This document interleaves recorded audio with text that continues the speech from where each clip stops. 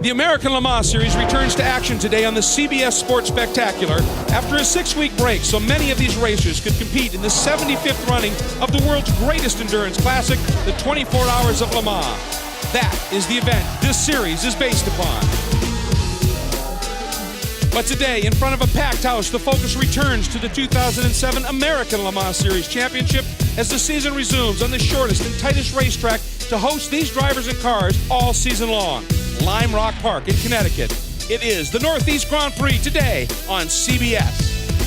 Thanks, Greg. In this series, the prototypes are made up of P1 and P2 cars, but you might as well take the fastest cars in those two classes and lump them together because they're all going for that overall win. It's about the quick and nimble P2 Porsches and Acuras versus the brute force of the heavier Audi R10s. The weight difference in the P2 cars have proved to be an advantage so far this season, especially in qualifying where Audi has taken the pole just once. But when it comes to race day, Audi is right in the thick of things, having led several times and having won the first 2 races of the season. Hi, I'm Timo Bernhard. I'm born in Hamburg, Germany. Hello, I'm Romain Dumas. I am from ALMS in south of France. I'm Dino Capello from Santo Stefano Belbo, Piemonte, Italy. Alan McNish from Dumfries in Scotland. Hi, I'm Oliver Gavin from Yardley Hastings, England. I'm Olivier Beretta from Monaco, Monte Carlo. Hi, I'm Thomas Enge. I come from Liberec, Czech Republic. Hi, I'm Darren Turner, and I'm from England. Dumas through the diving turn, onto the front straight. Pace car is in. Roll into the throttle. There it is. Green flag. He protects. Big move by the Acura trying to find a way through the Highcroft car and the Andretti green lockup. Possible contact. That was the Audi, guys. That was Werner, I believe. Looked like the red helmet there of the second Audi. But look, they're already up in the 4th spot. Again, somebody trying to dive down the inside. Trying to get some headway there. I saw that block by Dyson on the Highcroft car, almost made contact. They cannot afford contact at this point. You saw on the bottom of your screen there that the Audi was trying to find its way by the Acura. A couple of cars starting from deep in the pack, 2 of the P1 cars, 2 of the creation entries from the different teams, Intersport and Autocon. So it'll be interesting to see if they can work their way up through the pack.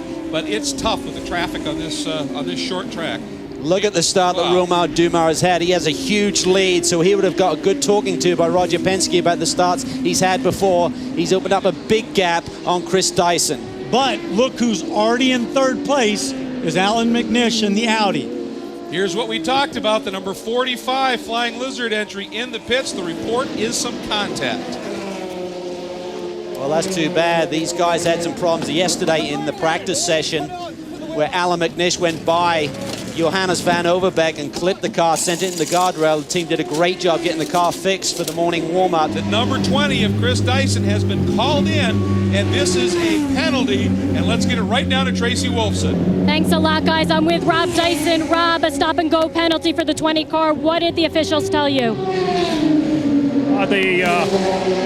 There was no rule infraction. I can't believe it. Why do you say that? There's no rule of what he did was wrong, and it's just infuriating. What we're looking at here is Chris Dyson right there in the white and blue car. He moves over to the right. You see him there kind of blocking Stefan Johansson's path down into turn 1. Now what Rob Dyson is saying is green, you go racing. He was just protecting his line, but in the drivers' meeting this morning it was explained to the 2 front rows, you have to stay in your column until you get past the start-finish line. So it's a close but a tough call they just made.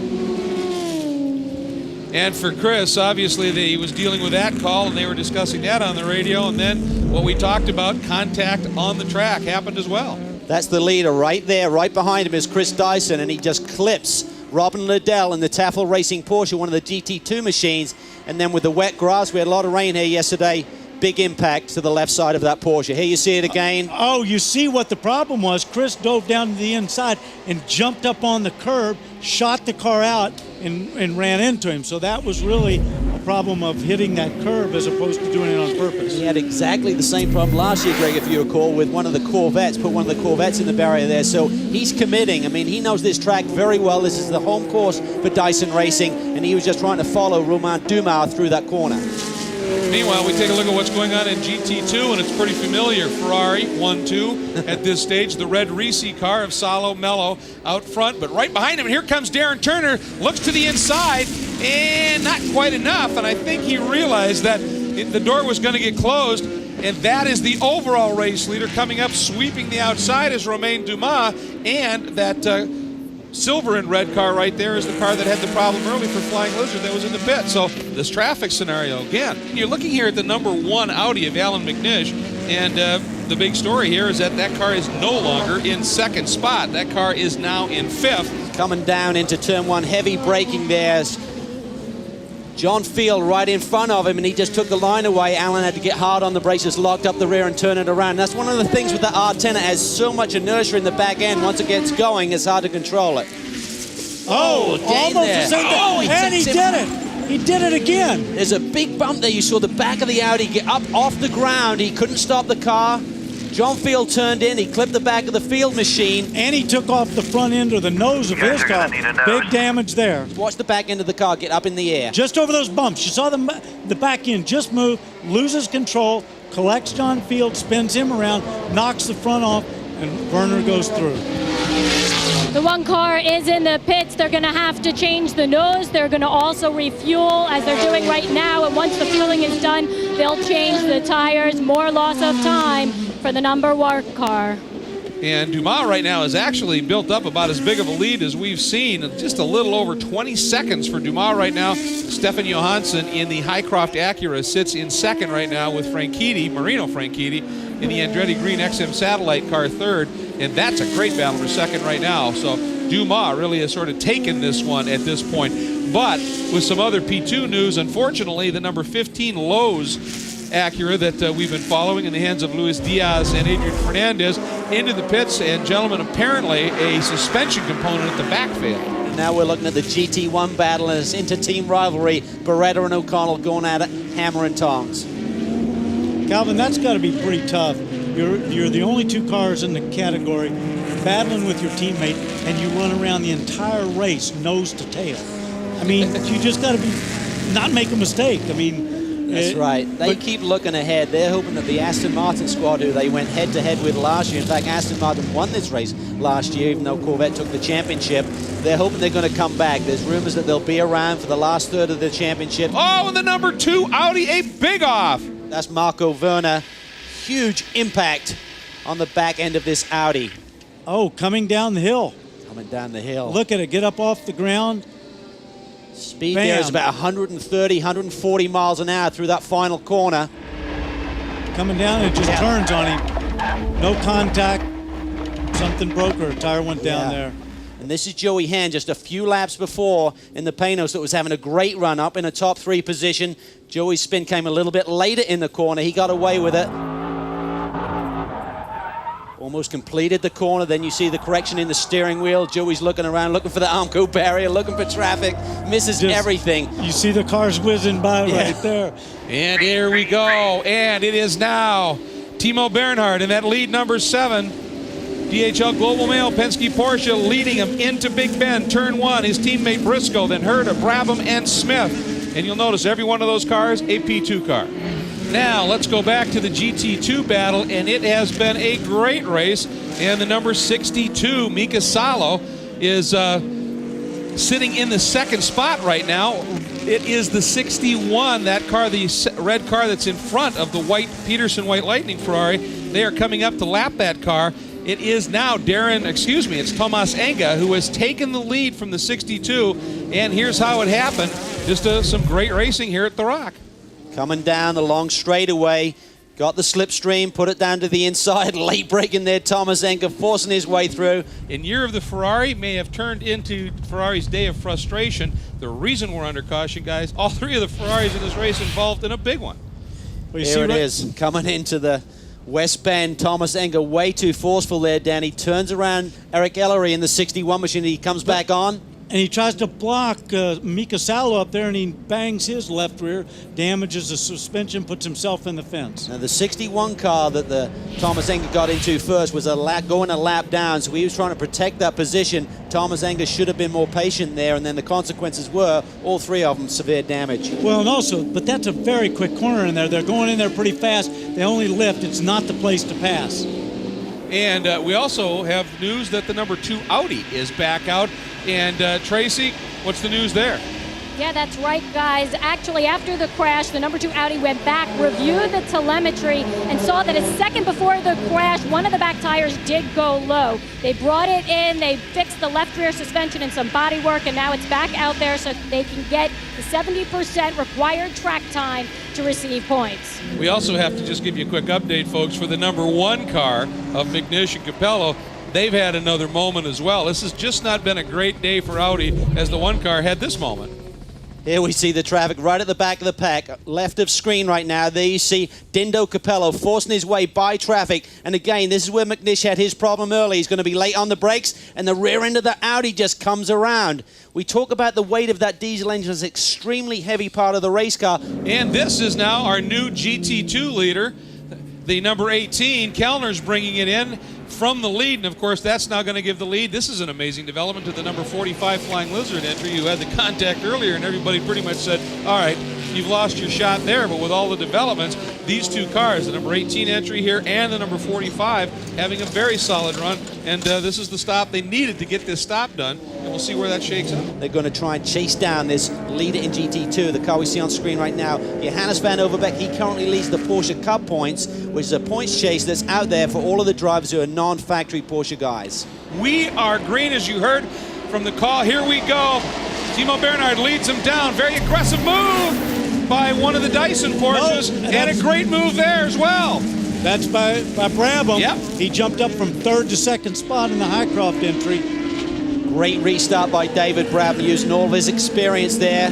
Got around Ryan Briscoe, took the draft down that front straightaway, used the Acura power and nipped by the Porsche. This is great stuff. And Briscoe has been throwing down some very quick laps, has closed up on the back of the team car at this point as they work through really the lone left-hander here. Well, he's disposed of David Brabham. He's now up into 2nd place and chasing down Timo Bernhard, and he'd love to get around. And remember, there's a points battle going on. Now the 6th car, the 2nd car backs off. He has to weave his way in. And did he get a run? He got a run. He backed off. He saw the traffic, took a run down through it, and he's got the advantage going down the inside of the straightaway. Boy, Bernhard moved over a little bit, but Briscoe already had that run built up and makes the pass. We have a new race leader here. Roger runs that car, doesn't he? He's got to be grinning ear to ear, I would think. One thing you got to remember about Roger Penske, he's got a 2-car team. He wants the cars to finish 1-2. But when Roger puts the headset on to call that car, that's the one he wants to win. And there is no love lost on his calls. Look at the crew, they're excited. And of course, up front, it is still the Penske Porsches running 1-2, but for the number 20 Dyson, Thetford Norcold entry, problems continue for this car. It just seems to go from bad to worse. They ended up now with another penalty, a drive-through penalty for contact. It's the number 2, Manuel Pirro, who's got back out on track after that massive accident. Oh, and guys stuck in there. That's not really a good overtaking spot right there, and he spun a car out. Typically, if you take someone out like that, they're going to make that call. So I know the Dyson team were upset, Danny, but that was pretty aggressive. And it was the same spot where they made contact with the 71 car. Oh, this is the number 73, one of the Taffel entries that has clearly had an off, and obviously can't tell. There's some damage to the right rear corner of the car. Oh, there's damage to the back end completely, so I wonder what may happen there. Same spot. Inga does it again. And he's made contact with some other guys earlier that we know, the 21 car. He's really being aggressive. He may be parked for that one. I mean, 2 times in the same spot, and there's a lot of damage to a race car. These teams are going to be very upset about that sort of driving. And also, unfortunately, the great run for the number 8 Road and Track Kumo Mazda had an off, and is actually the problem is the car went up, and we've had rain, and plus this is a low-lying area. There's rivers nearby, a little swampy.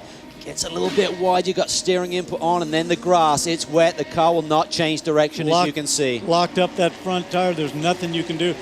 Everybody's dicing out here. Look at Timo Bernhard to the inside. When he bumps into that GT car, that could be trouble. There's a heavy clout there on the left rear corner. Let's see if he grabs a puncher from that one. Under 5 to go, so this is it. Butch Leitzinger is the 3rd car on your screen. He's down a lap at this stage and not in this overall run. 2 Corvettes are really going at it. They're only a second and a half apart there. That is for position with the 2 Corvettes as they try and clear GT2 traffic as well. That bright blue car that just went out of your screen. There he is the number 9 Highcroft Forbes Acura, David Brabham. That is 3rd overall right now. And this is the 26, the Andretti Green XM Satellite Acura, and it is into the swamp area. That's an Audi right in front of him. Accelerates up, goes down the outside. Up. He just got in too late, couldn't stop. Got on that wet grass, all she wrote. Here are the Corvettes, and after the last round of stops, it was Gavin in the number 4 CompuWare that was out front, and Magnussen has been all over him, but just hasn't been able to find a way through, and obviously not going to hurt anything. And out of the diving turn, here he comes, Ryan Briscoe, another brilliant performance in his first year in prototypes. Takes the overall win, the 4th straight for the Penske Porsches. Here comes the number 1, Dindo Capello, bringing it home, 5th overall, remarkable enough, and the class win in P1. Well done, P5. And here we go. The Ferrari reign is over, assuming that they get through this last corner here. Johannes van Overbeek down the hill to the diving turn. The Flying Lizard's going to get the win. Porsche gets its first win of the year. And Jörg Bergmeister. Flash your lights for us, baby. We got one. We got one. Awesome. We have to talk about the pass you made of the number 7 car down the stretch. Talk about that move. It's always fun but risky when you're passing your teammates and the team boss is in your ear saying, watch it down into 1. But it felt good, you know. We really needed this win. We need to try to catch that 7 car in the championship, and this is a good way to do it. So a bit different to Salt Lake, conserving fuel. Here it was all attack, and it felt great to win. Dindo, you get the win in P1, but I know you wanted that overall victory. How frustrating of a day was this for you? Yeah, it's very frustrating, even though we knew before the start that would have been very, very difficult to fight for the overall victory. But after the start, we showed that at least we could fight for a position within the first 3 overall. And but then we made some mistake. And but the reason why we made this mistake, because the car was so difficult to drive, and we have just 2 options. One option was to cruising around, one option was to push, and for sure we took the second one. Even though it's just the 2 of you out here, you keep coming back every single race, just for the fans and also for the pride of GT1. The traffic's a real issue here. You're always looking to be passed by people, or you're trying to pass people. You know, you're all the time sort of looking ahead but looking behind in the mirror. And there was a bit of contact today. I think I had contact with the White Lightning car, and Olivia had a bit of contact with the P car. And you know, the whole it's such a narrow, small little track here that you're all the time just together with people, and there's no room for any error. And so if someone does slip up slightly, it's bound to be some contact. And it's tough today, but very, very fun. Johannes, what an exciting finish today. This is your first win of the year and Porsche's first win of the year, destroying the reign of Ferrari, who's had 7 races in a row. A really big day for your team. The East Silicon short tail car was great today. The Flying Lizard teamwork was awesome. Porsche built a great motor. We ran out of water for the last 20 minutes of the race. The motor never gave up. And I'd like to dedicate this to a good friend of mine that passed away a week ago, Ron Forrestal. So, hi, Sarah and Brody.